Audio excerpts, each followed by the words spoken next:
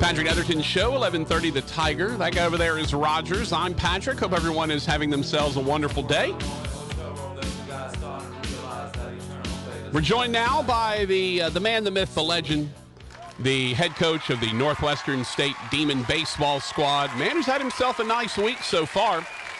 He is Bobby Barbier. Coach, what's up, my friend? How are you? What's up, guys? How y'all been? Man, we're good. We're good. Not as good as you. I have to start with this. Did you fly commercial to New York? Yes, of course I did. Look, you have friends, Bobby. Don't laugh at me. You've flown private before. I know you have. You have friends. I'm not saying you had people lined up for this, but that's kind of risky, right? Like the day before a game, you're having to fly. Like, how did you work that out logistically? Sometimes you got to take a shot, you know. Okay. You can't. What they say? Scared money don't make money. Right. So David called about 6 o'clock on Sunday, and I was actually having a crawfish boil, very, very Louisiana. Having a crawfish boil with my family. I had my parents, my grandparents there, my wife, my daughter. As soon as I got off the phone, I told everybody. Obviously, my grandma said, "Man, it's a shame it's so far away and you can't be there." I said, "The heck I can." there are airlines. Take your phones out and find a plane. So we all got on the horn and we found a flight out of Dallas at 10 o'clock the next morning. Nice. So I finished the crawfish bowl and got up early and took off. Drove to Dallas and got the heck out of there. That's right. How cool is that for you? Because David's a guy, and Lane was on with Fletcher on Tech Tuesday, and I think they did it on Monday though, because Tuesday was game day. But that they talked about the idea that David was kind of in his infancy when Lane was there. Kind of brought him in, didn't know what he was. Certainly didn't expect him to be a Major League Baseball player when he first got there.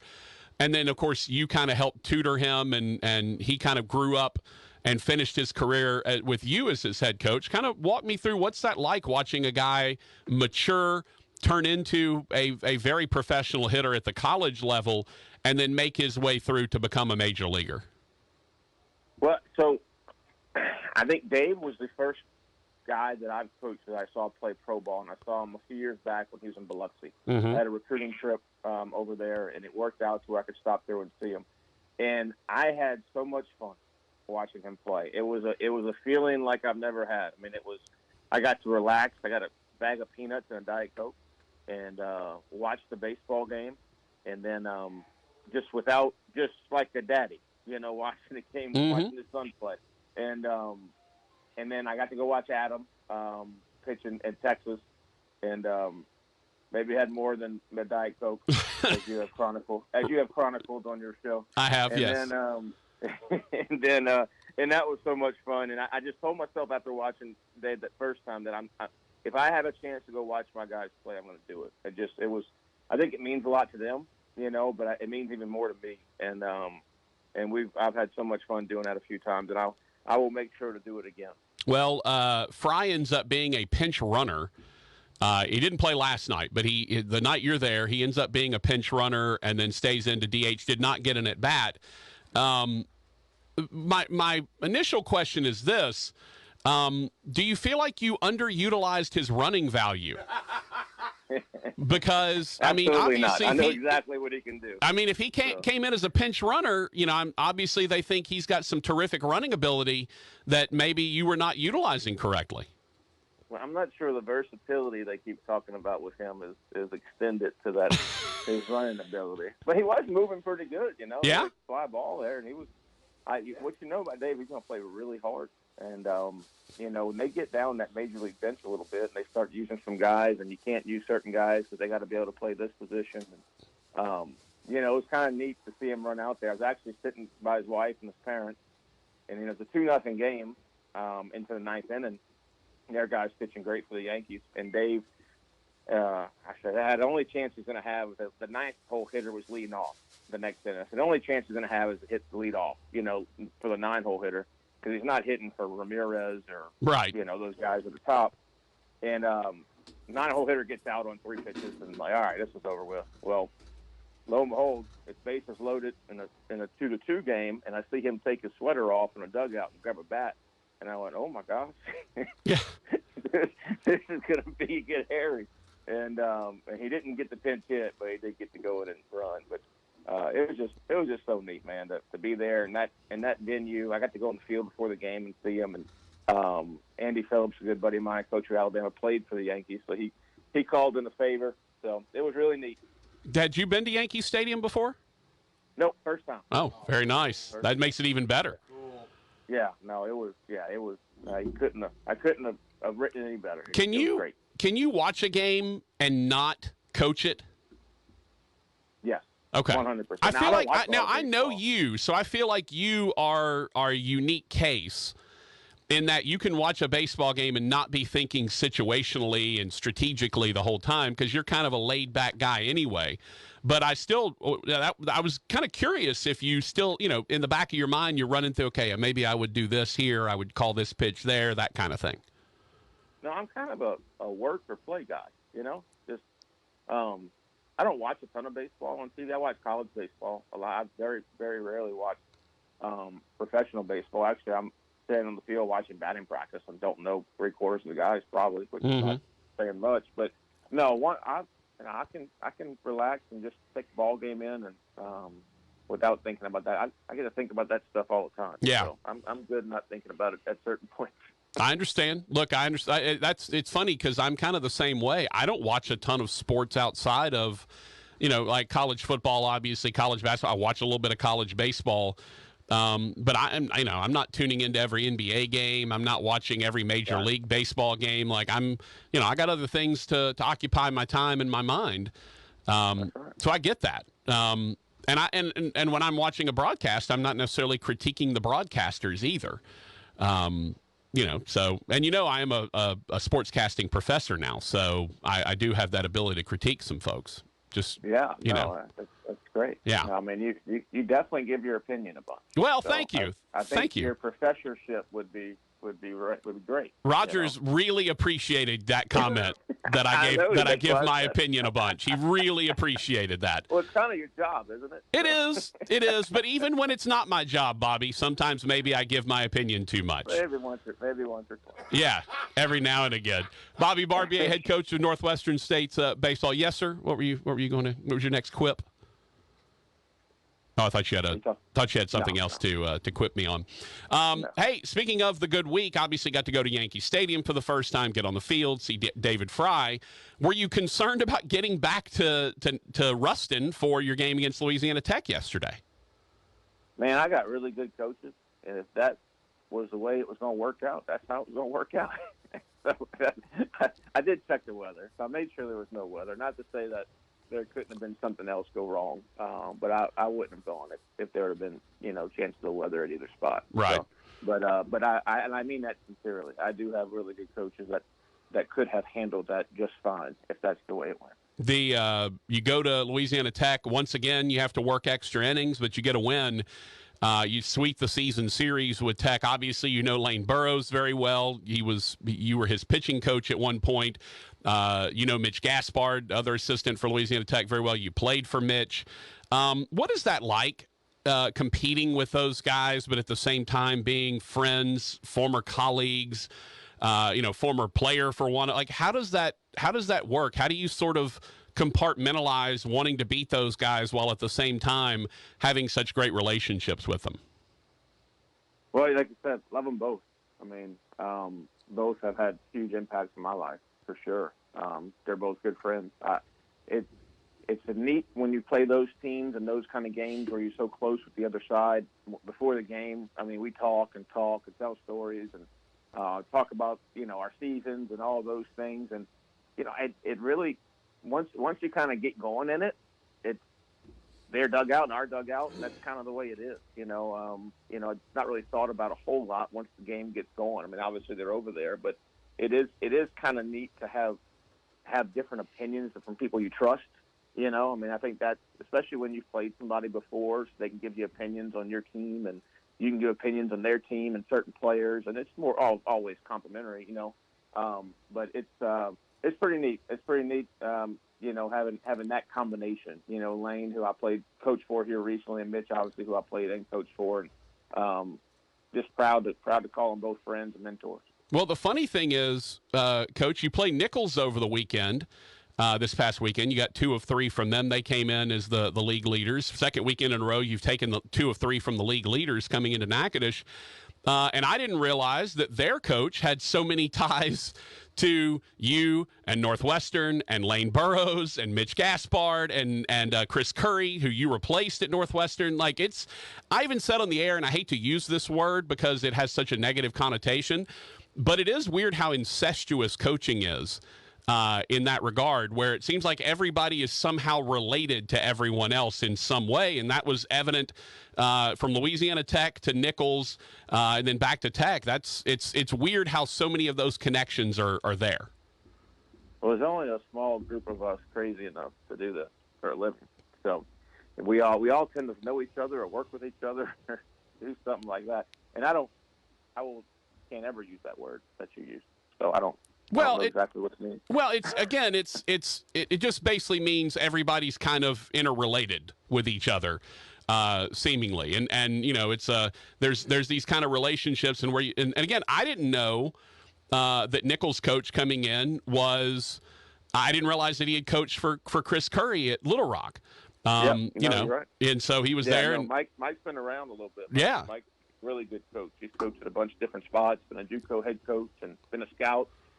He's done a really good job down there at Nichols. Man, they had a good team. We're very fortunate to get 2 out of 3 from them. Jason points out that the staff did go 4-0 against Nichols without you in 2021.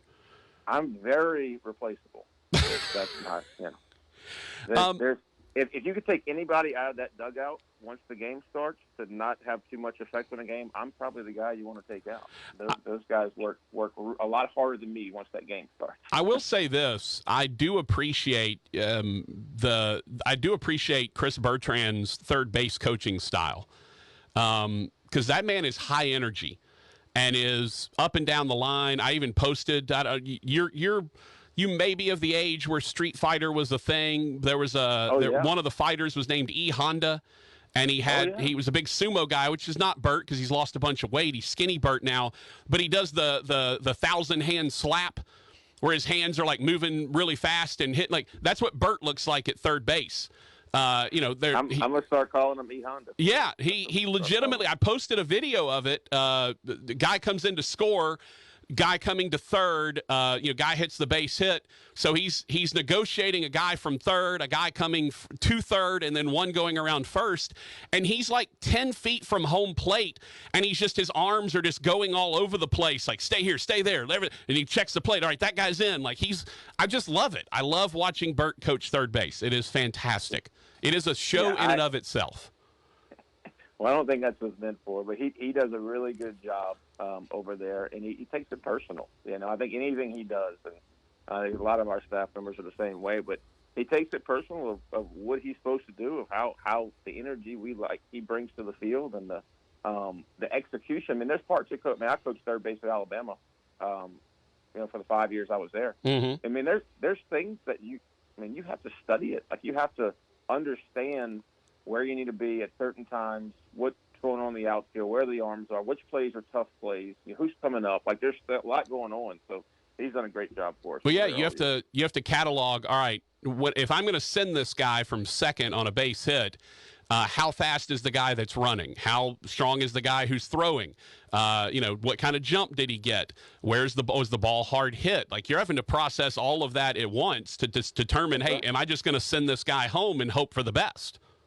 That's right. No doubt about it. Yeah, he does a great job over there for us. Speaking of the hitting, which, Bert kind of runs the offense. Speaking of that, I'd be remiss if I didn't talk to you about Michael DiTallo, freshman kid who comes in. He's kind of a plug-and-play guy. He's been on both sides of the diamond. And, you played a couple of freshmen early. Kid at shortstop who's a fantastic defensive shortstop, but the bat just hasn't quite caught up yet. And then you had Michael DiTallo, who you kind of put in at first when there was an injury, and you put him over at third, and he's kind of bounced around a little bit. And the dude is just simply lighting it up. He's hitting nearly 400 on the season. I know you and Pugh talk about him every post game, it seems like, and you struggle to come up with words, but how the heck is a freshman coming in and having this kind of an impact the way he is? I don't know. Yeah, Mike. So when Mike got here, we knew Mike was a good hitter, for sure. We knew he was a good hitter. He did fine in the fall, throwing the bat pretty good, but not to where you're going anything like what's happening now, and man, just talented players, when they get confident, it's a beautiful thing. When a talented player realizes that they belong, Mike, if Gray doesn't get hurt before the first week season of the game, I don't know if Mike's in the lineup opening day, which may say a lot about my coaching ability. But I mean, I don't know. I mean, just because you never know how guys are going to react once the lights turn on. So, and when the lights turned on for him, he got so much better than he did before. Like, I'm not saying he was terrible, or he was a good player to begin with. He was going to play this year at some point. But when the lights came on, he got better. Man, he plays easy. He doesn't get worked up. Plays fine at third, makes all the plays. He doesn't get in the big moment. I mean, he had a double there off a really good arm in whatever that was, the 9th or 10th. We couldn't get him around, but it just, the moment doesn't get too big for him. He is a professional hitter. He takes the pitches he's supposed to take. He swings the one he's going to swing at. He fights with 2 strikes. Uses like if you had to build one, you want to build him like him. He has definitely exceeded. I'm looking at his numbers right now. He's got 24 walks and 15 strikeouts. Yeah. I mean, for a freshman. I mean, so you can look at his batting average all you want, but I mean, it's just been fantastic what he's able to do at a young age, and just happy he's a demon. We got a lot of guys from over there at Keller High School, that have all done really well for us. So he's a great one. Bobby Barbier, head coach of the Northwestern State Demon baseball squad. All right, this Southland Conference this year is crazy. There's no, clear-cut best team. It seems like everyone's kind of pretty good. I think, Jay, I don't remember the exact stat, but it was something like there've only been like 2 or 3 sweeps in league play coming into last weekend. Jason and I talked about that on the broadcast. You've taken the series from everyone except one squad. The one that, Lance Berkman, who signed Rogers Hampton's baseball, and he went and ooh and gooed over for that series last year. He put it on eBay, did no, Rogers would never. A, he doesn't know how to work eBay. He wouldn't know how to put something on eBay if he had to. And B, that's his now. Rogers got his Lance Berkman ball. My favorite part, of course, was walking back by the dugout and you going, okay, where do you need me to sign the ball? I love that. I would like to see Raj at a game that didn't involve the best switch hitter of all time. Right. So. I mean, it's a thought. Tatalo's pretty good. Yeah. So. Yeah. I mean, we'll have to. Whatever it takes. We do have at least one more series at home to perhaps get him down there to check it out. But the conference this year, Bobby, I mean, you're a game and a half out of first. Like I mentioned, there have only been a few sweeps in conference play. What has been the reason that this league it has been so even, it seems like, this year? I don't know the reason. We went to play Louisiana Tech, whenever that was, a few weeks ago, and the first time around. And I told our team before we played that game, we had however many games we have left. I said, we've got, say it's 25 games left. I said, every team that you play from here on out, besides the one in Baton Rouge, I said, you're going to be about the same. And I really genuinely believe that from what I had seen, because it just weekend to weekend, it's crazy. And I think it's come true so far because we've seen that on the field. I mean, the teams we played. And I told them, I said, what's going to be our edge in those games? What is going to be our team's edge in those games that if we're even against the team we're playing? How are we going to have an edge? We talk about a lot of other things we don't need to talk about, but it's really true. I mean, I'm watching Corpus Christi today, and a good team. I mean, they're a really good team. They got 3 starters that are 89 and 92. They throw strikes and play fine defense, and 298 batting average. I mean, they're a really good team. So it's going to be a really tough test this weekend, and it'll just be that way every time. It'll be that way every time until we finish a tournament, I'm sure. Yeah, it's going to be that way. I would be remiss if I let you go without asking you about the midweek game next week. You travel to Baton Rouge to take on number 1 LSU. You get one more home series against McNeese before finishing up at Southeastern and then the conference tournament. Tell me about facing a team like LSU, right? Because you're not running your frontline arms out there. It's a midweek, so you're going to probably staff it, bullpen it a little bit. You got a bunch of different guys you want to get some time. How difficult is that against that kind of a lineup that LSU runs out?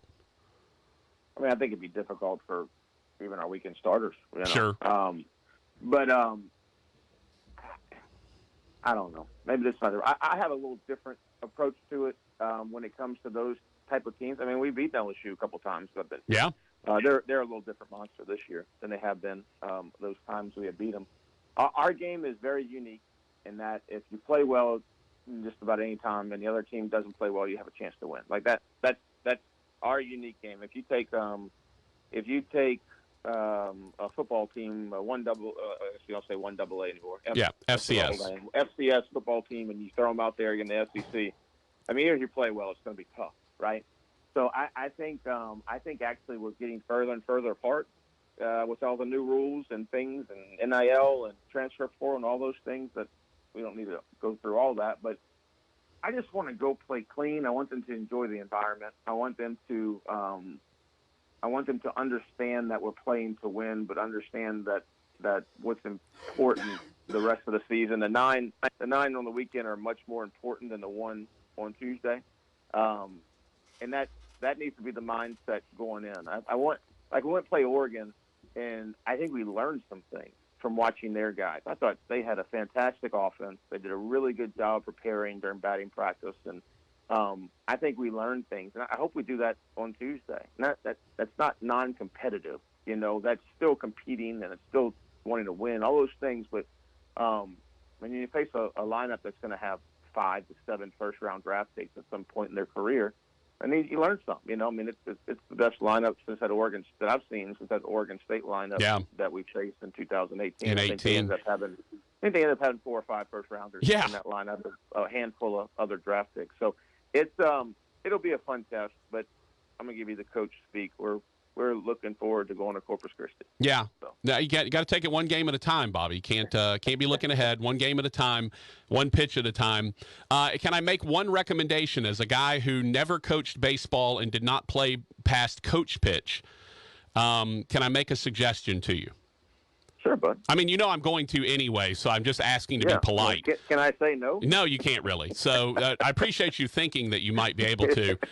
Can you please throw your softest tossing starter against LSU? Like I need the 76 mile an hour fastball against LSU. It's the only way you beat those guys. I'm telling you, every time I watch LSU and you come in with a guy that's 88 to 90, they're teeing off like it's batting practice. But Cullen McDonald comes out there and can't break a pane of glass with his fastball, and he dominates for 7 innings. I'm just saying, throw your pretty good that night. Well, yeah, he was, and he had the breaking stuff working, but his fastball, they couldn't time him up because they're used to mid 90s. He comes in there throwing 82, and boom, they can't figure it out. So I'm just saying, can you just run out the softest thrower you've got and just see how long he can go? Well, I mean, I will take your opinion. Okay, I appreciate that. All I can do is give you my opinion on it.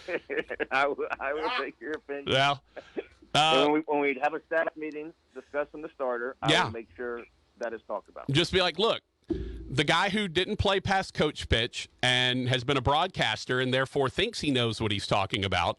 But you watched a lot of baseball. I've watched a ton of, and I've called a lot of baseball. I'm just telling you. So when it was was it ULM that kind of tied LSU up for a few innings.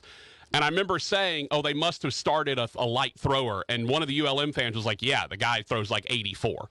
And I'm like, perfect. That's exactly what you want. You want a guy who's topping out in the low 80s because they can't time him up. They get flustered. Now, second time, third time through, you probably got to get him out of there because they're going to tee off on him. I'm just saying.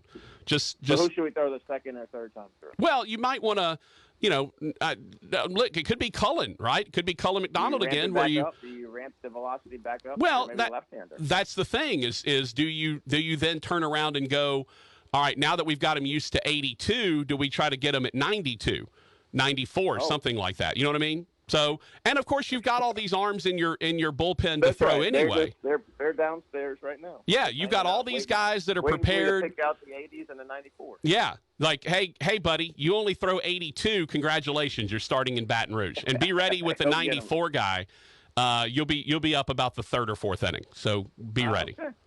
Well, we will definitely discuss that. Yeah, I'm sure you will. Bobby, as always, you're the best, my friend. Congratulations on David Fry making it, getting the trip up there to Yankee Stadium. Congrats on the win, the sweep over Louisiana Tech. I know that's a lot of fun. And good luck this weekend down at. By the way, when are y'all leaving for the island peninsula? Tomorrow morning. All right. Tomorrow morning, 9 o'clock. Heading down there. Beautiful. We all stop in Houston to get some. Me, buddy. Y'all stop in Houston to get some barbecue. We may do that. Hey. Well, not your kind of barbecue. Oh, well. I mean, it costs $30 for you to eat. Right, that's true. Like, $30? You think I can eat on $30? I got to feed 40 guys. That's true. That's true. You need better. NIL Patrick Netherton show sponsorship. Yeah, look, I will be happy to send down like $5 or $6. I'm ready. You just let me know. You can pay for the drink. Brother, you're the best, Bobby. Appreciate it, brother. Man, take care. See you. Bobby Barbier. Kept him probably a lot longer than I should have. I'm sure he probably has to go talk to the team or something, or, I don't know.